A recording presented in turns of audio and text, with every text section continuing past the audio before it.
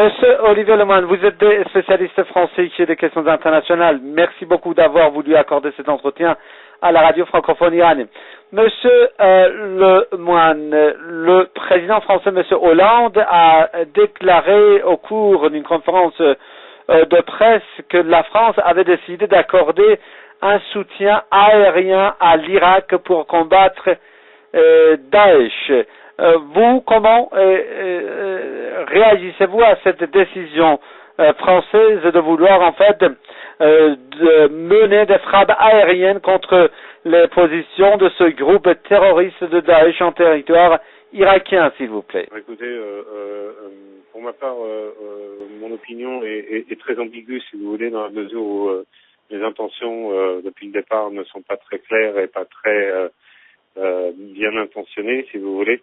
Donc, pour ma part, je suis fermement opposé à toute intervention française en terre étrangère, quelle qu'elle soit, parce que j'estime que nous n'avons pas à mener de telles ingérences dans des pays pour lesquels nos politiciens ne travaillent que sur commande, donc sur commande ou sur ordre des États-Unis ou de leurs alliés sionistes.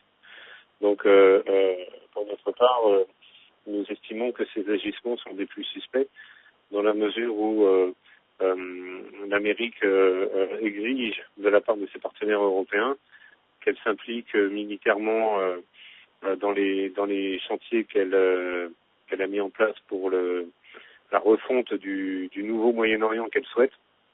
Donc pour notre part, nous condamnons fortement ces agissements de la diplomatie française et du président Hollande. Mais comme à son habitude, il suit les ordres de Washington et de ses alliés et de ses commanditaires, je dirais, sionistes. Donc, pour ma part, entraîner notre pays dans de tels agissements est ce qu'il y a de plus suicidaire, parce qu'on ne sait pas jusqu'où ça peut nous mener. Et c'est bien là le problème. Déjà, la situation n'est pas simple sur le Moyen-Orient, mais en plus de cela, ça a des répercussions tout à fait négatives ici en Europe. En tout cas, si ce n'est pas immédiat, ce sera pour les années futures, ça c'est certain. Monsieur Lemoine, à un moment où M. Hollande a annoncé au cours de cette conférence de presse cette décision française de vouloir mener des frappes aériennes contre les positions de Daesh en territoire irakien, le secrétaire d'État américain John Kerry est allé jusqu'à accuser le président syrien Bachar al-Assad d'avoir violé l'accord sur des armes chimiques. Pensez-vous qu'il y a quelque chose qui se trame, surtout contre le gouvernement syrien? Oui, tout à fait. De toute façon, ça fait maintenant un mois ou deux qu'on entend parler de ce type de choses, où on a entendu ici de façon très légère et très brève ici dans les médias français que de toute façon une intervention militaire, au départ c'était des drones qui survolaient de façon parfaitement illégale la Syrie. Ensuite l'Amérique a dit il y aurait éventuellement une possibilité d'intervenir en Irak si jamais le terrorisme, entre guillemets, le Daesh venait à toucher la Syrie. Ensuite, il a été question de se dire, oui, de toute façon, si nous devons intervenir en Syrie, on ne demandera pas l'avis du président Al-Assad. Or, à ma connaissance, le président Al-Assad est un président qui a été élu à l'unanimité des voix encore très récemment. Je crois qu'il avait remporté 80% des voix lors des élections présidentielles. Donc, ce sont des ingérences qui sont tout à fait inacceptables. Et on s'étonne d'ailleurs de voir que les grandes instances, soi-disant gardiennes de l'ordre mondial que sont l'ONU et les autres, personne ne s'en offusque. Vous voyez. Donc tout ça procède d'un jeu qui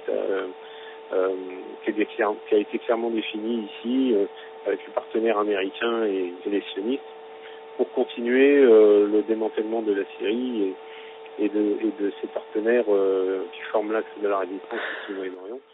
Alors, Monsieur Lemoine, excusez-moi de vous couper la parole. Si je vous ai bien suivi, vous voulez dire que là, il s'agit d'une stratégie bien précise, bien déterminée, d'un plan bien calculé, et pour le mettre en œuvre, le prétexte, c'est la lutte contre Daesh. Oui, absolument. Mais bon, en même temps, si vous voulez, Le Daesh a été créé par ces gens-là, donc par les Occidentaux, les sionistes et tous leurs complices, je pense aux pays arabes du Golfe. Donc à présent, maintenant que le prétexte a été planté, tout le monde dit, eh bien à présent, il faut lutter contre le terrorisme, il faut déployer tous les moyens possibles et imaginables, il faut former une coalition armée. Si on peut entraîner les Britanniques, les Français là-dedans, eh bien cela n'en sera que mieux. Et tout ça, comme vous le dites, fait partie d'un plan mûrement réfléchi pour démanteler la Syrie et ses partenaires de la façon la plus ignoble qui soit. Donc ce sont de faux prétextes et nous avons entendu le discours du guide suprême Khamenei à la sortie de l'hôpital disant qu'effectivement il exprimait les doutes les plus vifs quant à cette soi-disant coalition de lutte contre le terrorisme et contre Daesh. Nous partageons son opinion, nous pensons qu'effectivement il a tout à fait raison et le fait que l'Iran ne soit pas invité, comme il l'a dit, c'est un honneur et non cela n'a pas à être ressenti par l'Iran comme étant quelque chose d'offensant parce que de toute façon l'Iran ne souhaite pas se mettre à la table des menteurs. Et je pense que c'est une réflexion très juste et les Occidentaux seraient bien inspirés d'écouter ce qu'il dit parce qu'effectivement on ne peut effectivement pas cautionner les actions terroristes quelles qu'elles soient et on ne peut pas cautionner les ennemis de la paix que ces ennemis de la paix prospèrent comme bon leur semble quand ils le veulent et avec les moyens les plus ignobles pour parvenir à leur fin. Donc les Occidentaux seraient bien avisés d'écouter son conseil.